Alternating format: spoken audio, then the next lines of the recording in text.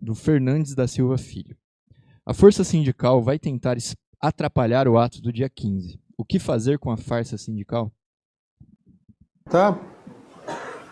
Eu não vi essa informação. Acho um pouco suicida isso aí, né? De onde vem isso aí, Henrique? Então, é o Fernandes que fala isso daí. Não sei se ele pergunta ou afirma, mas ele diz o que fazer com a força sindical. Não, acho que eles não vão, né? Não sei. Se forem também... Dia 10. Dia 10. Dia 10, tudo bem. No dia 10, com certeza, a tendência ao negócio ser paralisado por força sindical e outros é grande. Boa tarde, Rui. 4 pequenos questionamentos aqui. Fala. O primeiro tem a ver com a Conferência Aberta Nacional.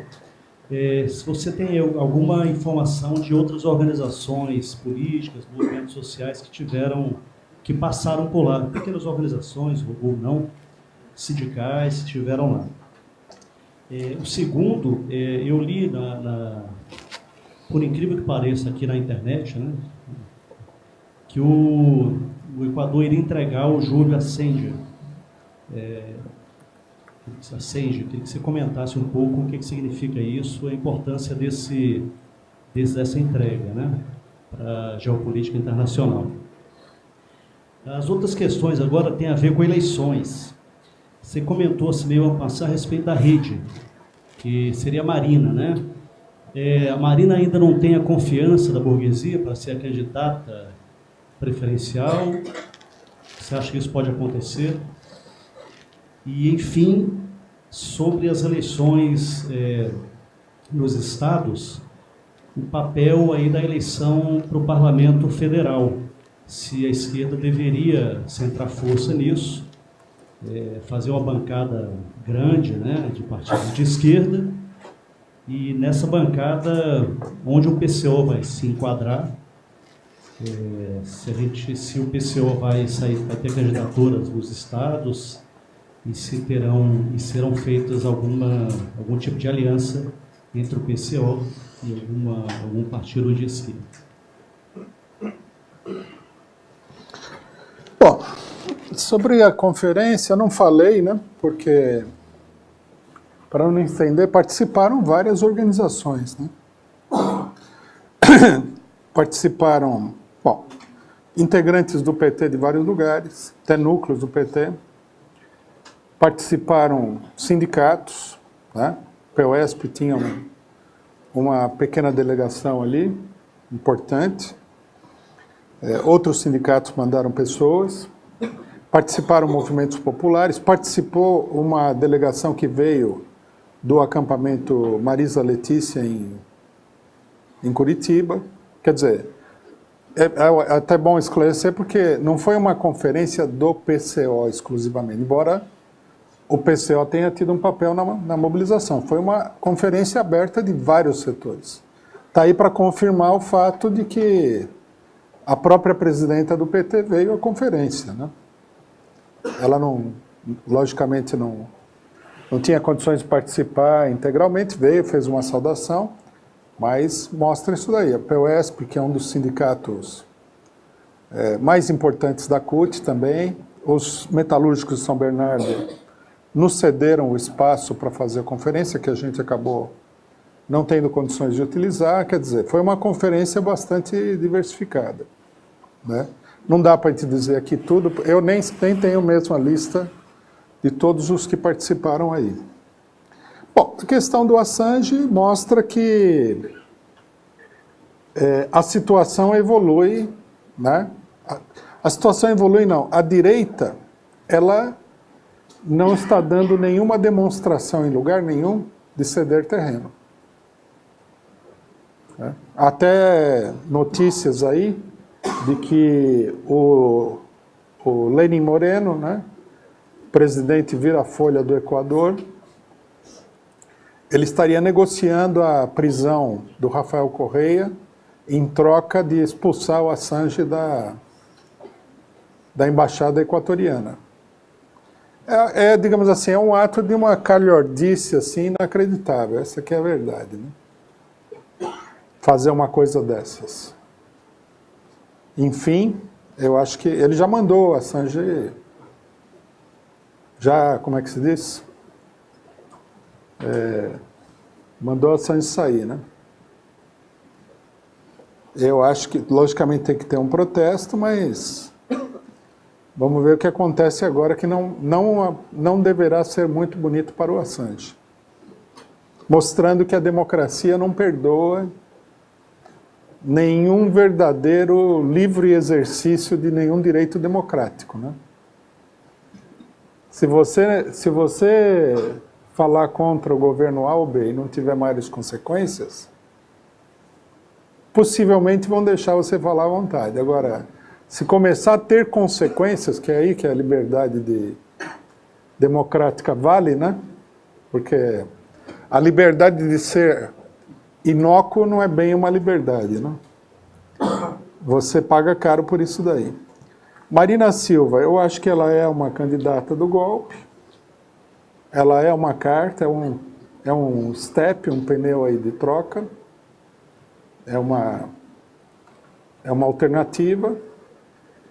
E eu acho mais que se dependesse dos golpistas, provavelmente dos golpistas mais de direita, mais pró-imperialistas, ela provavelmente seria candidata preferencial, porque ela é a mais direitista de todos os candidatos aí.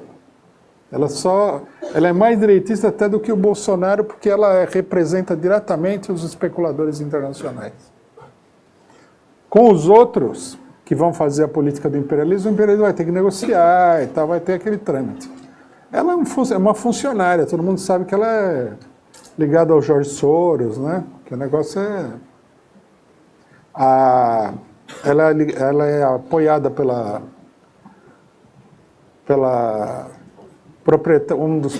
a moça lá que é proprietária do Itaú, né, que se afastou da campanha para o pessoal não falar que que ela é a candidata do Itaú, que pega muito mal, né? Nós temos que acompanhar cuidadosamente o jogo, porque é um jogo no qual nós temos pouca informação. Tudo é feito nos bastidores. Embora já muita gente tenha nos ensinado que no mundo não existe conspiração, só a teoria da conspiração, né? Eu suspeito que há muita conspiração nessa eleição para levantar tirar o outro da jogada, e a gente não tem acesso a essa conspiração. Segundo a imprensa brasileira, que é muito evoluída, muito intelectual, tudo é feito às claras. Né? Bom, o que você perguntou das eleições? Perdão que eu... Importância da... eleição de deputados. Ó, a princípio, eu acho que ninguém da esquerda deveria colocar tanta esperança nas eleições. Não é um eixo fundamental. Se transforma num eixo fundamental, nós vamos ter um impacto semelhante ao que teve a eleição municipal. Foi um desastre para a esquerda. Nós temos que lembrar que muitas condições não mudaram. Né? O pessoal está encurralado em vários lugares, né? A burguesia está numa ofensiva muito grande, tem muitos fatores desfavoráveis. Lógico que tudo é imprevisível, mas a eleição é muito controlada pela direita. Eu não diria que isso daqui é um terreno preferencial de luta. Mas é lógico, preferencial ou não, uma vez que há eleições, as eleições já estão dominando o panorama político. Daqui até outubro, elas tendem a dominar cada vez mais o panorama político. Então, a melhor coisa é participar das eleições. Nós vamos lançar candidatos e tal. Mas, a princípio, não vão fazer coligação com ninguém. É melhor ficar fora da bagunça desmoralizante, né? Eu vi hoje que no Maranhão montaram uma frente, assim, Frankenstein de partidos, para ganhar o governo, que tem o PP, que tem o PCdoB, o PP, o PT, acho que PRTB, não sei, é uma coisa muito monstruosa. Eu acho que isso tudo aí o pessoal não percebe, mas é uma coisa bastante desmoralizante. Quer dizer, o país está caindo aos pedaços, tem o golpe, tem os partidos golpistas, mas todo mundo só se preocupa com a sua eleição ou reeleição. É desmoralizante demais. A nossa campanha, logicamente, que vai ser orientada na luta contra o golpe, liberdade do Lula, essas coisas. Bom, queria, antes de passar para a próxima pergunta, agradecer o pessoal que participou do Superchat, Daniel Nava Rodrigues, o Jesus Lozavato, sempre com a gente, o Des, o Ramon Lopes, a Silvia Ribeiro, o Juraci. Bom, e aproveitar para fazer a divulgação seguinte. Assim que terminar a análise política da semana, os companheiros que estão aqui na 42ª Universidade de Férias vão parar rapidamente para o almoço e a gente volta com o curso da Universidade de Férias. Então, se você está em casa assistindo a Causa Operária TV, fique ligado que a gente vai começar a próxima aula do curso da 42ª Universidade de Férias, que é o Brasil, da crise da ditadura militar ao golpe de 2016, com o companheiro Rui Costa Pimenta. Então, vai ser transmitido ao vivo, hoje durante toda a parte da tarde e amanhã a aula de encerramento.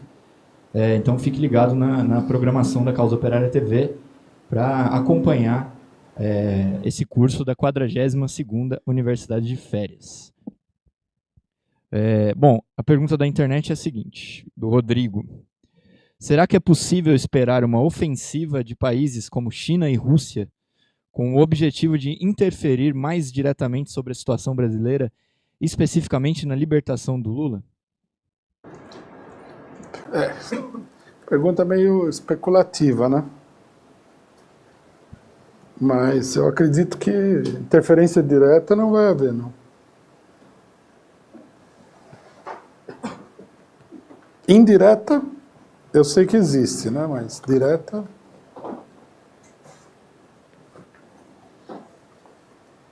Só não pode ter interferência direta ou indireta na eleição norte-americana. Os norte-americanos podem interferir em qualquer eleição do mundo. Mas interferiu na deles, aí é problema. Queria que você comentasse, para estender o debate, sobre dois assuntos que você falou durante a análise.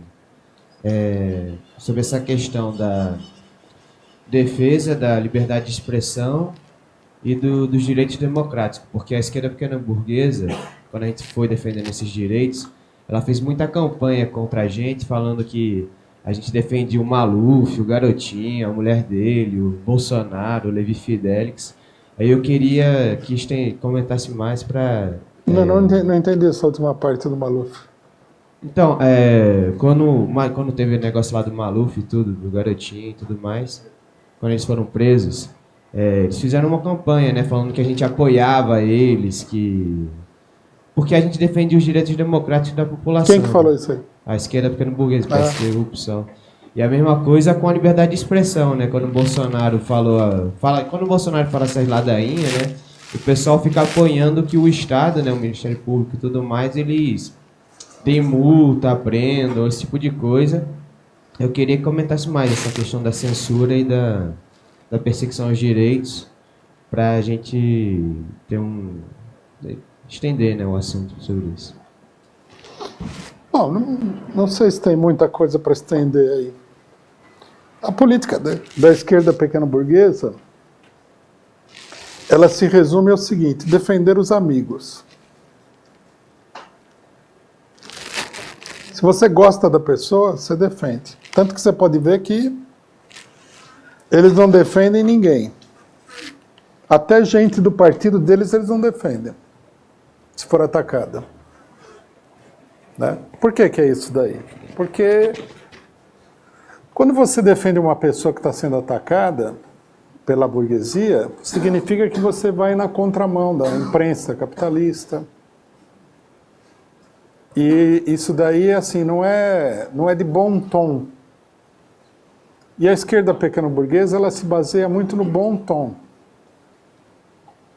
Né? Por exemplo, um dos motivos que levou a que a esquerda pequeno-burguesa não conseguisse nem ver o golpe, não estou falando só da esquerda pequeno-burguesa fora do PT, mas dentro do PT, é que não era de bom tom falar que ia ter um golpe.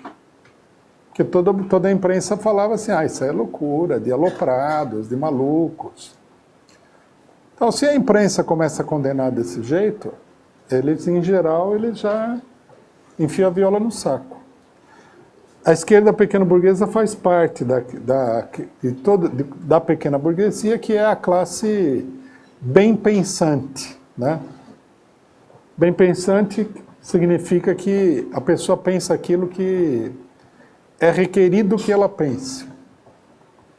Aquilo que seria o mais correto de acordo com um determinado padrão. O pensamento crítico, ele não pode ser bem pensante.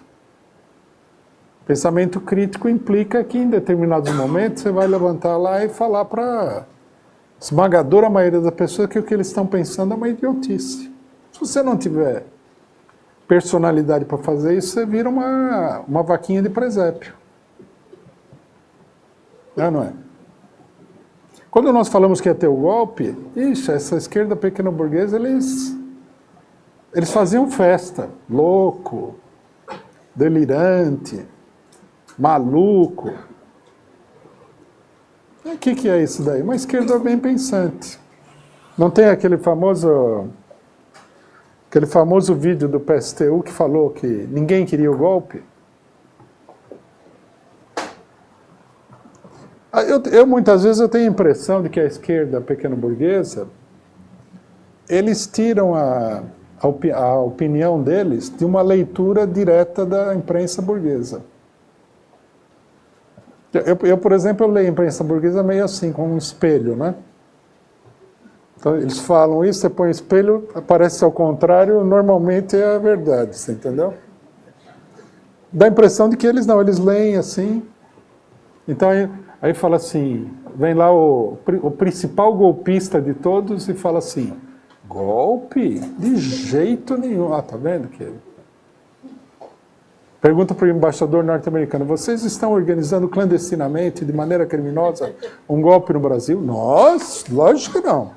Tá vendo? Ele negou.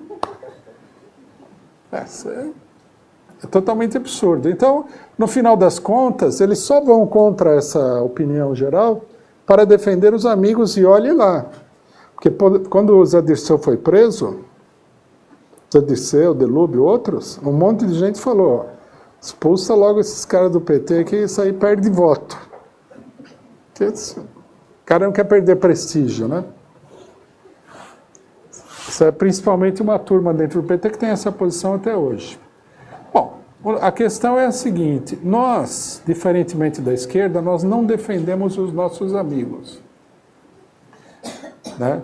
Nós defendemos um determinado programa político. Então, o nosso programa político diz que, no regime atual, nós defendemos integralmente liberdade de expressão. Aí o cidadão que é atacado é de direita. Vou abrir mão do meu programa porque o cara é de direita? Seria totalmente absurdo. Aí a esquerda faz a festa. Estão defendendo fulano e tal. É que nem o MBL. Nós somos contra o que aconteceu com o MBL. Agora, isso diz respeito aos poderes da CIA sobre a eleição brasileira. Se o MBL aparecesse aqui agora, na nossa Universidade de Férias, para arrancar cartaz da parede e fazer inferninho, eles iam sair daqui numa maca. Né? Essa é a nossa filosofia, eu acho que é uma coisa muito clara. Nós não temos nada a ver com o MBL, Se alguém combateu o MBL de fato no Brasil, fomos nós. O resto fica chorando lá. Parece, todo esse pessoal que fala, muito bem, cortar. Porque quando o MBL foi lá acossar as ocupações de escolas lá, não botaram o pessoal para correr no tapa? Essa que é a grande pergunta. Aí agora vem lá, pede para o papai CIA, papai NSA, titio Zuckerberg, cuidar do MBL. Não vão cuidar. Uma coisa, eu não falei, vou falar agora. Uma coisa interessante que esse pessoal não percebe é o seguinte: eles estão dando poder àqueles que vão, quando a extrema-direita for uma coisa útil, são eles que vão impulsionar, organizar e colocar a extrema-direita no poder. O pessoal que caçou o MBL no Facebook, na hora que o MBL tiver que estar por cima da carne seca, eles, na verdade, eles já financiam, né? É até estranho isso. Eles já financiam. Então, eu não sei direito qual foi a briga aí, precisaria entender. Também acho uma besteira, por exemplo, 200 páginas do MBL. Você que o MBL tem 200 páginas só? Com a repercussão que tem, a baboseira que eles falam. Acho que isso daí dá até a impressão de que é um mero jogo de aparência. Mas o fato é o seguinte: quem colocou Hitler no poder foi o Facebook da época, a Rede Globo da época, as grandes empresas multinacionais da época. Não vamos nos enganar sobre isso. Eles, é que nem no Brasil, toda essa gente aí que fala em democracia apoiou a ditadura, apoiou a tortura. Não vamos nos enganar com isso. A Folha de São Paulo emprestava os veículos da Folha de São Paulo para sequestrar gente.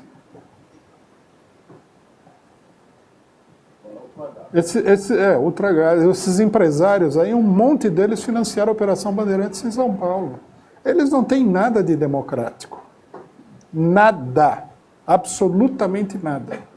É uma conveniência deles falar em democracia. Da mesma maneira que hoje eles falam em democracia, amanhã eles vão estar falando que tem que torturar, que tem que matar, que tem que perseguir, que tem que abrir campo de concentração. Fica esse nheco-nheco de que eles é como se tivesse aí uma parte da classe dominante que realmente defende a democracia. Isso é uma bobagem. Da mesma, se a gente dá a eles o poder de controlar as coisas, esse poder será usado para levar a extrema-direita ao poder na hora certa. Porque a burguesia controla a extrema-direita como quem controla uma válvula. Quando precisa derrubar Dilma, eles abrem um pouco a válvula, a extrema-direita vai para a rua e começa, mata, tortura e tal. Aí, agora é eleição. Então, faz uma pressãozinha lá para o Bolsonaro não falar abobrinha, porque ele fala muita abobrinha. O Hamilton Mourão, que é conselheiro do Bolsonaro, falou: Bolsonaro fala muita abobrinha, precisa controlar um pouco o cidadão para ele parecer mais normal para o eleitorado, né? Quer dizer, a hora que a gente estiver no governo pode ser mais anormal. Também a burguesia vai controlar ele, se ele chegasse ao governo, tudo. Lógico.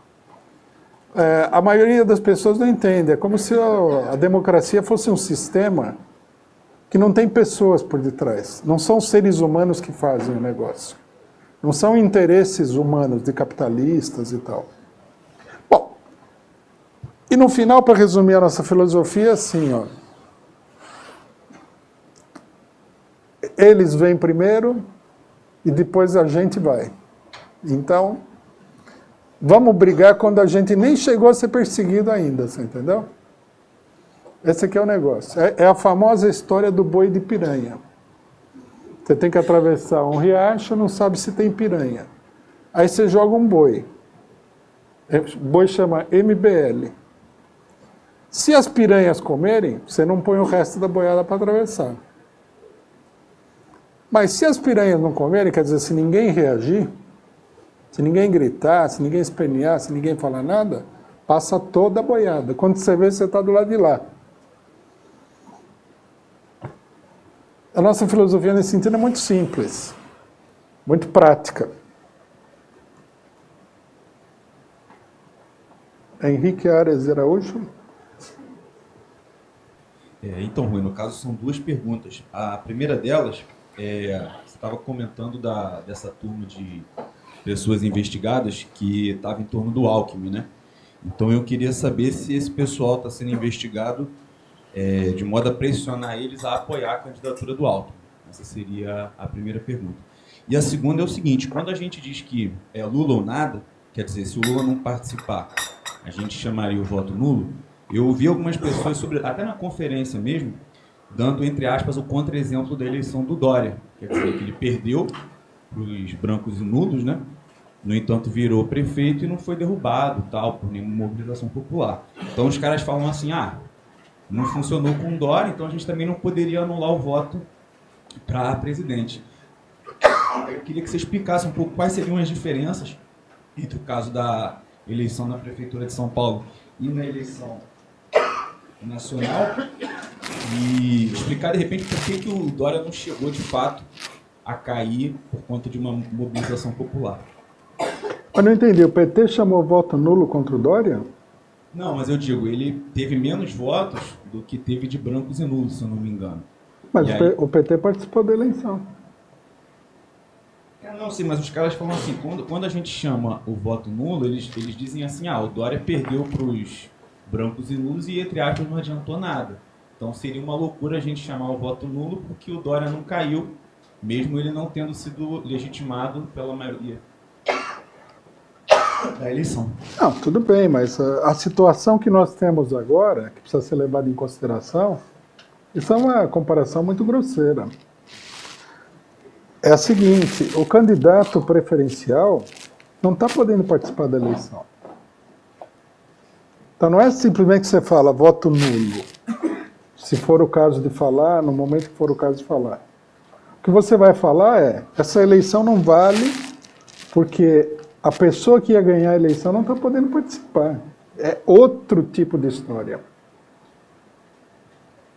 Porque senão, se fosse assim, você chamava o voto nulo em qualquer situação e pronto. Nós nunca apoiamos isso daí, de chamar o voto nulo em qualquer situação. Nós sempre falamos que o voto nulo em geral é uma política defensiva. Quando você não acha que deve apoiar nenhum candidato, bom, você ficou sem opção, vota nulo. Mas esse voto nulo não é assim. Esse voto nulo significa o candidato número 1 foi proibido de participar da eleição. E também, eu não sei, e se participar lá, se lançar o Haddad, qual é o milagre que vai acontecer? Eu também não consigo entender isso daí, porque um bom argumento para ter um outro candidato que não fosse o Lula seria mostrar que esse candidato tem plenas condições de ganhar a eleição, né? Que isso daí leva à vitória, que isso aí leva ao progresso, coisa que a gente não vê. Me dá a impressão de que apresentar um outro candidato seria apenas para ocultar a falcatrua que é o Lula não participar da eleição. Só serviria para isso. Então, eu não vejo muito... A análise política ela tem que ser concreta. Não é a mesma coisa votar nulo na eleição do Prudente de Moraes em 1900 e bolinha e votar nulo nessa eleição aqui. Não é porque a eleição e é voto nulo que é tudo igual. Precisa ver a conjuntura, né? Precisa ver a situação política concreta.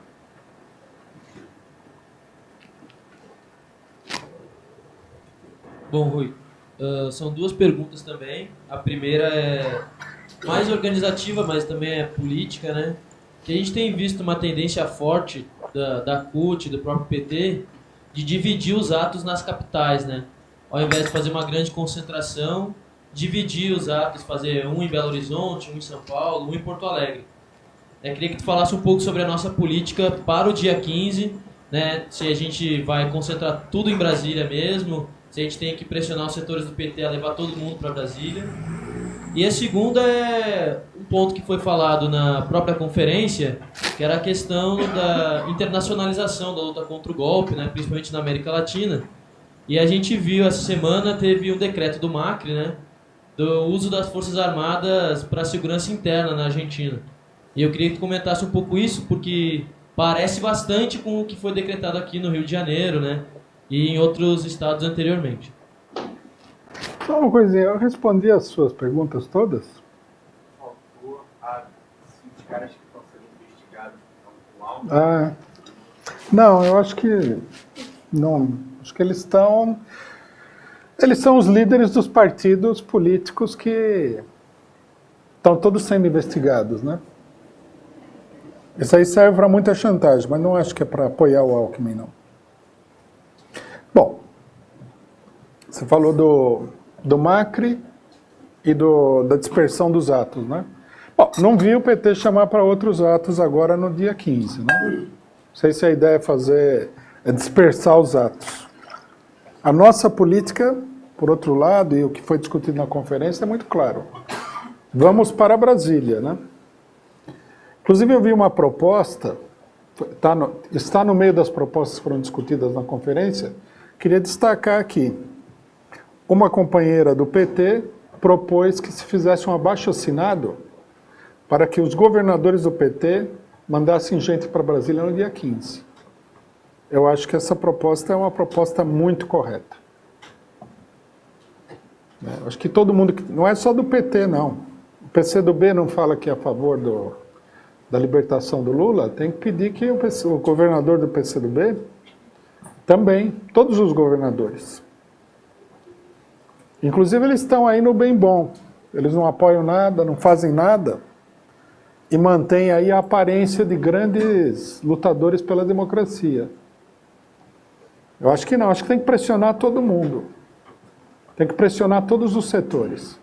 Tem que colocar à prova, né, a sinceridade do apoio ao Lula. Tem que pressionar os partidos também. Por exemplo, o pessoal fala que é favorável que o Lula seja candidato, não é essa a palavra de ordem micha deles, não era essa? O direito do Lula a ser candidato? Bom, o ato é para isso, vamos lá. Defender o direito do Lula a ser candidato. Não manda só o Bolo fazer discurso para o eleitorado do Lula, não. Manda os militantes. Porque o Bolo, você tem certeza que ele vai estar lá fazendo discurso só ele, sozinho, como ele sempre faz, né? Para ver se ele consegue ganhar uns 3 ou 4 votos no eleitorado do PT. Quer dizer, o apoio do amigo da onça, né? O cidadão tá lá na arena romana, né? Um leão correndo atrás dele, o Bolo está na arquibancada. Vai lá, corre! Corre mais e tal. Muito obrigado, né? Eu acho que tem que pressionar todo mundo, tem que ver se nós conseguimos fazer um ato gigantesco lá. O negócio é esse daí. Depois, votar na eleição, se você permitiu, se você tem a capacidade de ser indiferente ao fato de que o candidato mais popular do país não vai poder participar da eleição por um processo fraudulento, aí vota lá, mas o que você quer? Se você já entregou totalmente a rapadura e agora você vai recuperar na eleição, parece que a eleição é um processo milagroso, a eleição foi transformada assim num processo que é quase um mito, né? Você chega lá naquela urna, pá, aí explodem fogos, as luzes aparecem e tal, e você elege o Fernando Henrique Cardoso, Collor.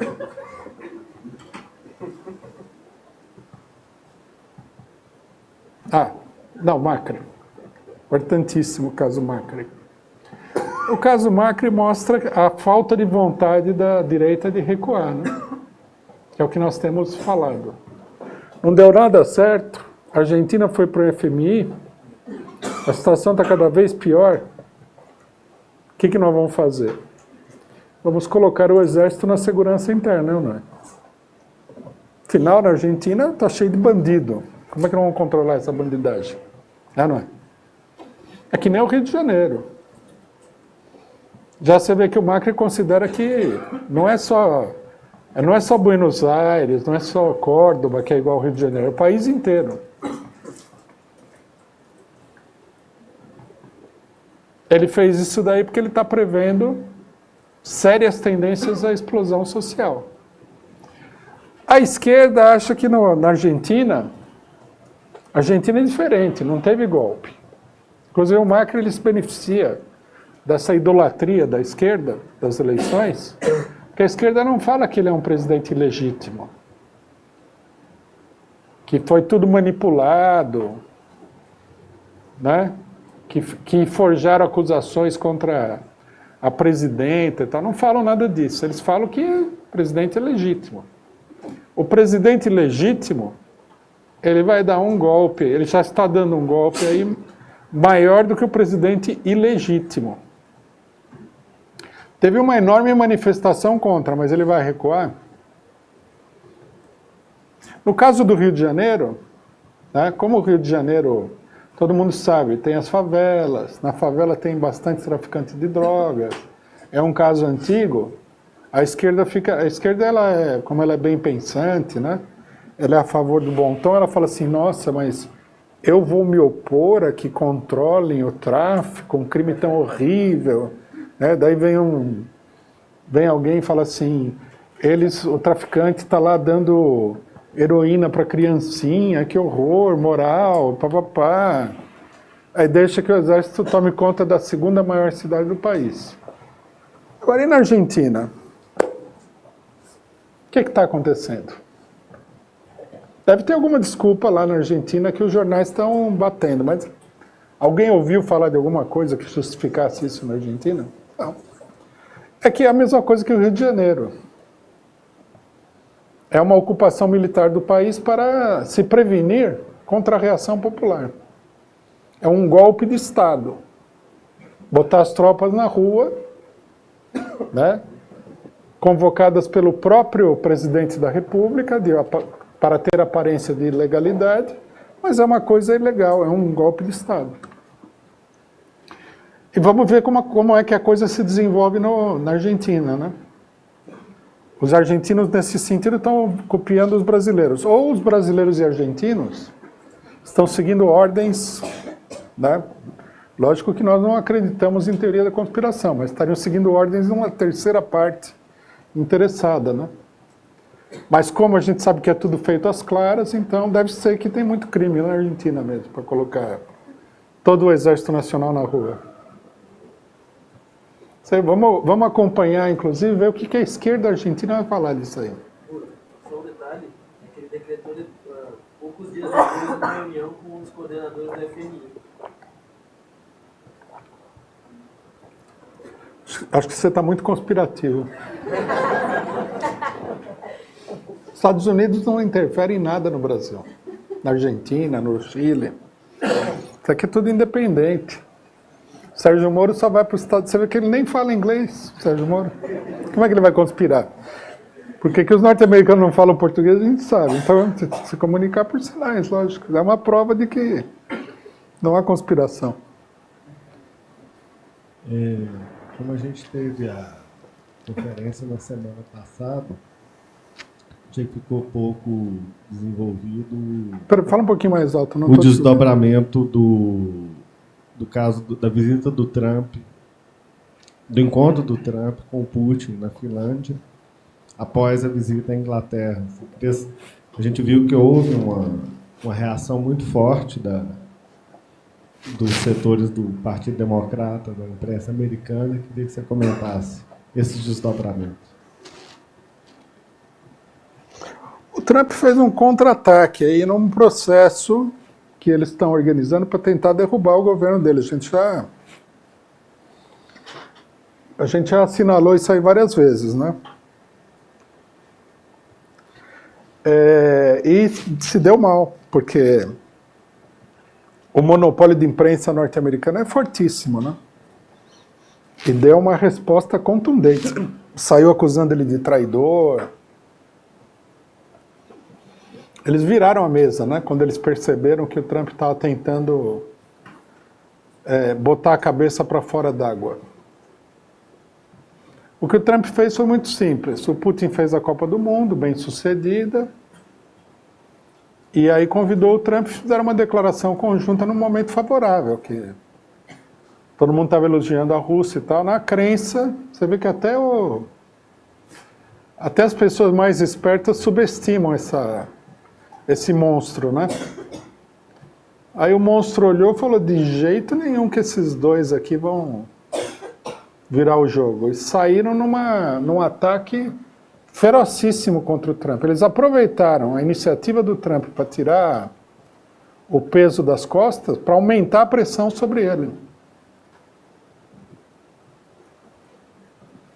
É assim que o negócio funciona. Mas, bom, e aí logicamente que a esquerda fica muito confusa, né? A Rússia é imperialista. Como o imperialismo norte-americano quer que a Rússia seja imperialista, então a Rússia é imperialista e tal. Vamos lá, companheiros, que nós estamos já com o tempo meio estourado aqui. Ô Rui, uma questão bem rápida a respeito da nossa conferência, que foi feita a semana passada. Ainda existe um setor ainda, conversando com os colegas, ainda iludido com a questão da luta institucional, né? Ainda, a despeito de toda a análise que o pessoal faz toda semana, falando que das ilusões da luta institucional, ainda existe gente acreditando ainda na questão da ONU e órgãos internacionais intervindo na questão do Lula. Queria que você comentasse, fizesse um comentário breve. E outro aspecto, gostaria que você desenvolvesse, que você fala, quando você fala em crise do golpe, às vezes não fica muito concreto para muita gente, quais são os campos em lutas, né? Quais são os campos, as frações de classe. Porque a esquerda pequena burguesa faz essa análise apenas com dois campos, o polo da burguesia, um do lado da burguesia, outro lado da classe trabalhadora, os proletários. Não faz essas mediações. Quais são os campos, quais são as frações de classe em luta? Se fosse possível você desenvolver isso, eu agradeço. Obrigado. Companheiros, nós vamos ter que encerrar aqui, hein? Quase 15 para as 2 já. Ó, o problema da crença nas instituições é uma coisa que a gente deve ver com naturalidade, né? O normal é a pessoa acreditar naquilo que a burguesia fala, que a campanha da burguesia, a propaganda ideológica, o controle ideológico da burguesia é muito grande. Então, ninguém que é revolucionário deve achar estranho que a maioria da população, boa parte do tempo, acredita naquilo que a burguesia fala de diversas maneiras, né? A burguesia também tem flexibilidade para tratar os intelectuais de um jeito, os operários do outro, e assim por diante, as diversas camadas, mas controla tudo. É a famosa frase de Marx. As ideias dominantes numa determinada época são as ideias da classe dominante. Bom, a nossa preocupação, ela deve ser de que o pessoal supere essa crença na burguesia, né? Seja no discurso direitista, seja no discurso esquerdista da burguesia, porque a burguesia nunca trabalha com uma única posição política, que se fosse assim ela não teria jamais sobrevivido, né? Nós temos que fazer com que o pessoal supere isso daí pela experiência. Então, por exemplo, a pessoa não acredita que, como nós, que só através da luta e de uma mobilização ampla, revolucionária, nós vamos derrotar os golpistas. Tá certo? Mas a gente chama a pessoa aí para o TSE, para pressionar o TSE. Mesmo a pessoa que acredita que as instituições podem dar solução, vai acreditar que tem que pressionar essas instituições, ou não é? E aí a pessoa vai fazendo a experiência. Eu acho que o golpe contra Dilma acabou com as ilusões de muita gente no funcionamento do regime político. As medidas adotadas pelos golpistas, a prisão do Lula. Depois da prisão do Lula, vários atropelos que eles fizeram contra o Lula, como, por exemplo, o caso do Favretto. Embora a burguesia faça campanha, para mostrar que está tudo certo, o pessoal vai perdendo aquela ilusão. E a luta que você trava em torno disso daí acelera essa experiência, ajuda, esclarece essa experiência. Então, eu acho que o que nós temos que fazer é mobilizar o pessoal, procurar atrair o pessoal. A gente não deve achar que só a pessoa que concorda 100% conosco é que vai participar da mobilização. Há aquele que concorda 50%. Há, inclusive, aquele que concorda 25% e vai na mobilização. Ah, você acha que se a gente gritar lá em frente do STF, eles vão libertar o Lula, não sei o quê? Tudo bem, vamos fazer o teste. Vamos fazer do seu jeito, vamos ver. Né? E a gente vai testando a coisa. O importante é nós, que já temos uma experiência, não nos perdermos no meio do caminho, né? O que nós devemos acreditar é que, sobre a base da experiência existente, a coisa vai se desenvolver. Esse é um processo político até certo ponto complexo, mas ele funciona assim, é assim que a gente deve trabalhar. As pessoas aprendem pela experiência. Não adianta você fazer simplesmente uma pregação. Por que a pessoa acreditaria em você? Por que a pessoa acreditaria no PCO? Por que a pessoa acreditaria em mim? A pessoa tem que acreditar na própria experiência. Né? Tem muita gente que fala, não, o PCO está certo, ele acertou. Mas o que eles querem dizer, na verdade, o que eles realmente querem dizer, é que aquilo que o PCO falou foi comprovado pela experiência. Não é que nós somos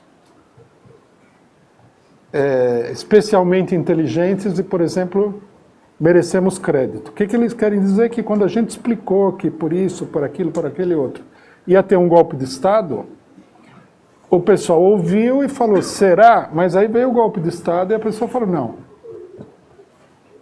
Quer dizer, o grande professor na vida é a experiência. Com a propaganda política, um partido político pode ajudar a experiência, mas não substituir a experiência.